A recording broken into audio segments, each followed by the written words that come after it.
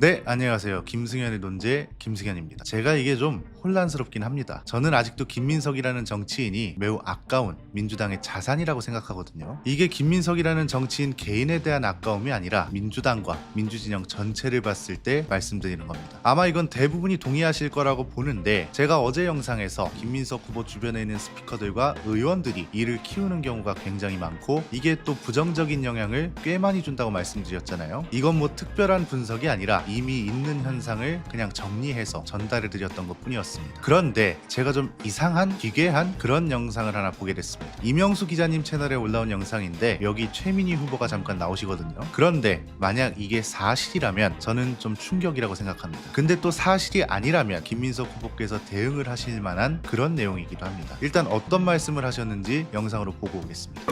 대통령 됐나봐. 김경수한테 내각에 들여보낸다고. 그래요? 어제 그랬잖아. 김경수 앞에서 내각에 들어가든지 당에서 정책을 맡기든지 하겠다고. 김민석이 어제 그랬다. 이게 좀 이상하죠? 당대표 후보인데 내각에 누군가를 보낼 수 있나? 물론 추천이야 할 수 있겠죠. 그런데 김민석 후보가 당대표가 되고 김민석 당대표가 추천하면 무조건 내각 임명이 되는 일종의 보증수표 같은 존재인가? 좀 헷갈리죠? 그래서 혹시나 연설에서도 뭔가 연결될 만한 말씀을 하셨나 하고 찾아봤습니다. 그런데 연설에서 직접 김경수 전 의원을 언급하시긴 했더라고요. 그 장면도 짧게 보고 올까요? 아주 현실적인 문제 첫 번째는 제가 이 자리에 계셔서가 아니라 정치는 현실이기 때문에 대단히 외람됩니다만은 저는 김경수 후보를 크게 살려내는 것이 제일 중요하다고 생각합니다. 이것은 현실의 문제입니다. 정치는 중심과 상직이 있는 것입니다. 우리가 다음에 경남에서 총선을 치르고 대선을 치르고 지선을 치르려면 경남을 상징하는 인물이 있어야 합니다. 사실 저는 이게 좀 문제가 된다고 보는 게 김민석 후보 개인한테도 안 좋다고 보고요. 민주당 전당대회 이후에도 걱정이 되는 얘기들입니다. 뭐 어려울 거 없습니다. 크게 세 가지만 보면 됩니다. 우선 첫 번째는 저는 김민석 후보나 김민석 후보 캠프에서 이번 전당대회에서 진짜 승리하고 싶으면 전략을 싹 다 갈아엎어야 한다고 봅니다. 그렇지 않나요? 이건 그냥 타임라인대로 정리만 해봐도 지금 얼마나 바보 같은 전략으로 나아가고 있는지를 알 수 있습니다. 이게 구분을 좀 잘 하셔야 하는데, 네거티브, 선거철에는 다들 치열하게 싸우니까 어느 정도는 할 수 있다고 봅니다. 그런데 네거티브를 하더라도 본인한테 불리하지 않을 것들을 골라서 해야 할 거잖아요. 그런데 김민석 후보 측에서 나오는 발언들을 들어보면 꼭 언젠가는 김민석 후보한테 역풍이 불만한 내용들이 대부분입니다. 사실 저는 최근에 이슈가 됐던 것들 모두 그렇다고 봅니다. 그런데 이게 잘 보셔야 하는 게요, 김민석 후보가 바보라서 전략을 짤 수 있는 사람이 아니라서 그게 아니기 때문에 더 문제라는 겁니다. 무슨 말이냐? 김민석 후보 관련 논란과 김민석 후보의 해명을 잘 매칭해보세요. 그러면 어떻게 나뉘냐? 매우 적극적으로 해명하는 거, 그리고 매우 적극적으로 해명하긴 하는데 물증을 내놓지 않거나 누군가에게 책임을 돌리는 듯 하거나 말이 길어지거나. 매우 적극적으로 해명하는 건 어떤 게 있었냐? 감기약 논란 다들 기억하시죠? 뉴스공장에 출연했을 때 CCTV 영상을 뉴스공장에서 틀어줬고, 그 뒤로 김민석 후보는 감기약 봉투까지 가지고 나오면서 엄청나게 적극적으로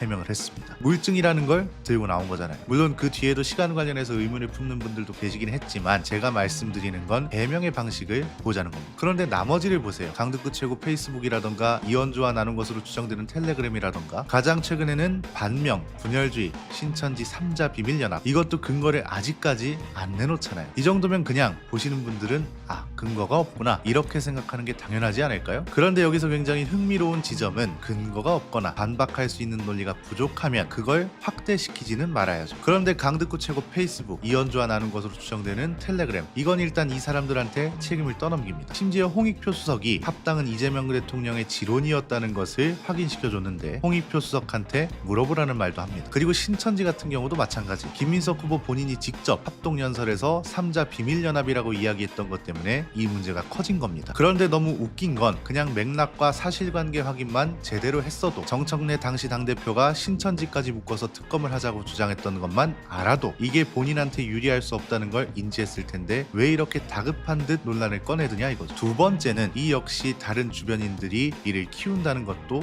문제입니다. 이게 어제 말씀드린 것과는 결이 좀 다른데요. 어제는 이제 평론가들, 스피커들 중심의 얘기였다면 오늘은 의원들 관련된 얘기입니다. 저는 가장 영화로 치면 빌런 역할을 하고 있는 게 강득구 최고와 황명선 최고라고 봅니다. 오늘은 강득구 최고 관련해서만 이야기를 하겠습니다. 지금 강득구 최고는 전략상 조용히 있는 게 맞죠? 왜냐면 최근에 막 짝짓기 선거다 뭐다 해서 김민석 후보가 발언을 한 뒤로 오히려 강득구 최고가 지난 총선 때 주소관리를 한 정황이 드러났고 황명선 최고가 최고위원 신분으로 김민석 후보 선거운동을 조직적으로 한 정황도 포착됐잖아요. 그런데 강득구 최고는 또 어떤 문제가 있나요? 앞에서 보여드렸던 페이스북, 이거 사람들이 여전히 궁금해하거든요. 그런데 갑자기 뜬금없이 정청래 후보를 겨냥했습니다. 이게 본인을 위한 반박 내지는 해명이었다면 누구나 그걸 할 수 있는 권리는 있으니까 그럴 수 있다 할 수 있죠. 그런데 강득구 최고가 어제 최고위원 회의에서 한 발언들은 솔직히 말하면 저런 말을 도대체 왜 한 거지? 이런 생각이 들었습니다. 그 발언도 듣고 오겠습니다. 정청래 후보가 어제 전당대회에서 저를 소환했습니다. 합당과 관련한 주제였습니다. 거두절미하고 정청래 후보는 대통령을 팔아서 거짓말을 한 것입니다. 만일 누군가가 작정하고 문제제기한다면 정치 생명이 끝날 수도 있다라는 그런 대단한 이중한 거짓말입니다. 거짓말을 반복하는 후보는 당대표 후보로서의 자격이 없습니다. 경고합니다. 정청래 후보 거짓말을 중단하십시오. 자격 없습니다. 일단 강득구 최고가 언급한 정청래 대표가 본인을 소환했다는 말이 뭔지도 알고 넘어가시는 게 좋아서 이 장면도 이어서 보고 오겠습니다. 저국혁신당과 합당을 제안했을 때 강득구 최고 페이스북 김민석 의원께서 왜 대답을 안 합니까? 해명하십시오. 이현주 의원과의 텔레그램 조국혁신당과 반대하는 그 텔레그램 주고받은 국무위원은 누굽니까? 혹시 누구 알고 있는 사람이 있습니까? 대답 좀 해보세요. 강득구 최고위원님, 이현주 옆에 붙어 다니면서 납득하기 어려운 주장을 하시는 걸 여러 번 보긴 했지만 본인 해명도 참 못하신다는 생각이 개인적으로는 들었습니다. 그러니까 도대체 뭐에 대해서 거짓말을 했다는 건가요? 조국혁신당 합당이 대통령 지론이 아니었다는 건가요? 아니면 본인이 그 페이스북 글을 작성하지 않았다는 건가요? 보좌관이 실수로 올렸다는 해명을 본 적이 있긴 합니다. 그런데 또 김민석 후보는 강득구 최고가 썼으니 강득구 최고한테 물어보라는 말을 해버렸잖아요. 도대체 뭔가요? 강득구 최고는 항상 볼 때마다 답답한 게 주어와 목적어만 명확하게 말해도 말이라는 게 이상해지지 않거든요. 뭐 예를 들면 제가 올린 페이스북 글에 대해 정청래 후보가 허위 사실을 이야기했습니다 라던가, 정청래 대표가 말한 합당이 이재명 대통령의 뜻이라는 건 거짓입니다 라던가, 뭐에 대해서 어떤 거짓말을 했는지 말하는 게 맞지 않겠습니까? 정청래 후보가 대통령을 팔아서 거짓말을 했다? 그러니까 어떤 걸 속였는지 말해야 국민들이 알아듣죠. 그리고 누군가가 작정하고 문제제기한다면 정치 생명이 끝날 수도 있다는 말이 어떤 문제제기를 말씀하시는 건가요? 작정하고 문제제기한다는 게 혹시 근거 없이 또 네거티브 공세를 하겠다는 선포로 보면 되는 건가요? 저는 이거 강득구 최고께서 진짜 하나하나 소상히 밝혀주셨으면 좋겠습니다. 제가 어제 소개 영상에서도 말씀드렸던 것처럼 글도 오래 썼고 콘텐츠 업계에서도 꽤 오래 있었습니다. 그렇다면 제가 취재 능력이 없겠습니까? 여기저기 좀 다양한 루트로 알아보니까 강득구 최고가 이거 소상히 밝혀주면 좋겠다는 생각이 강하게 들었습니다. 만약에 강득구 최고가 이야기를 했는데 제가 알고 있는 거랑 뭔가 다르면 당사자분들 직접 모시고 인터뷰라도 좀 해보려고요. 기다리고 있겠습니다. 그리고 계속 이 전략으로 가잖아요. 정청래 후보는 공격 못하는 사람인가요? 아니죠. 오히려 지금 그쪽에서 나온 네거티브 때문에 공격 명분이 더 생겼습니다. 섬뜩한 예고도 몇 가지 했잖아요. 당대표가 되면 그 직권으로 가장 먼저 신천지 의혹에 대한 윤리감찰을 지시하고, 거짓이라는 진상규명이 되면 바로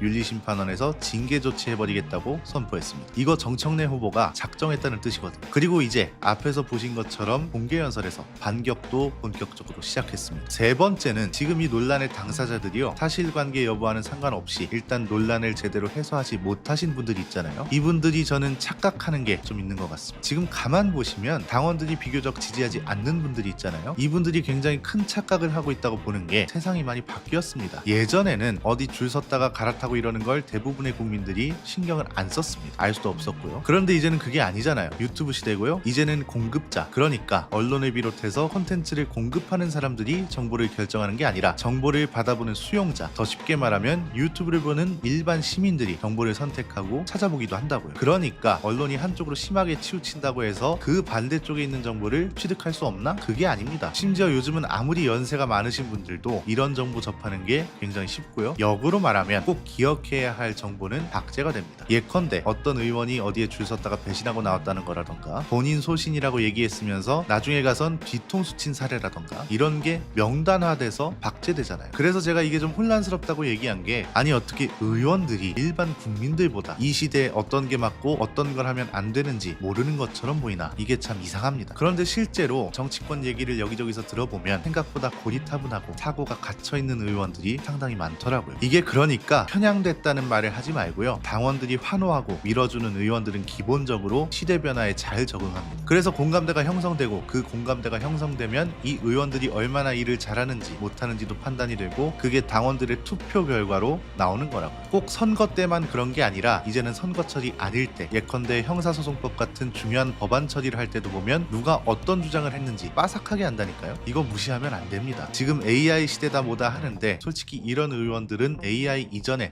타자기 시대도 못 벗어난 것 같습니다. 그래서 오늘의 한마디는 어제 인용해드렸던 노무현 전 대통령의 말씀을 다시 한번 빌리겠습니다. 정치의 수준은 시민의 수준을 넘지 못합니다. 오늘 내용은 여기까지입니다. 유익하셨다면 구독과 좋아요로 영상 제작에 힘을 주시면 감사드리겠습니다. 저는 내일 다시 찾아뵙도록 하겠습니다. 감사합니다.